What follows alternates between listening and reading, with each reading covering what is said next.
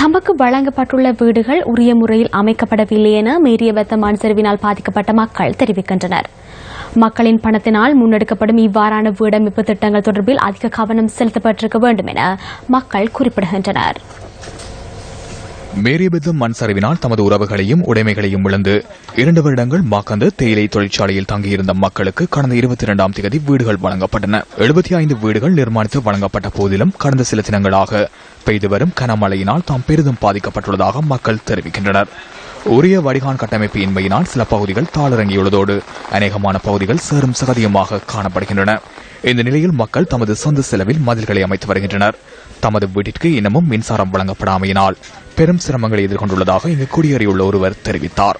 25ஆம் தேதியிலிருந்து கரண்ட் இல்ல. பண்டாலிருந்து கால் பண்றேன்னா அவங்களும் வரல. வெள்ளவாயில கால் பண்ண வெள்ளவாயக்காரனும் நேற்று வரேன்ட்டு வரல. அதனால கரண்ட் இல்லாம நாங்க இருட்டுல தான் இருக்கிறோம். மிகாமையில இருட்டுல இருந்து இங்கேயும் இருட்டு இருக்கிறோம். தண்ணி நிறைஞ்சு வாச பூரா தண்ணி நிறைஞ்சு போகுது.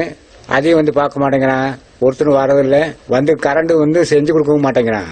ஒரு கிழமையா மழை பெய்யுது. மழை பெஞ்சு இன்னும் ஒரு 3 நாள் தண்ணி வீட்டுல நிறைஞ்சு போகுது.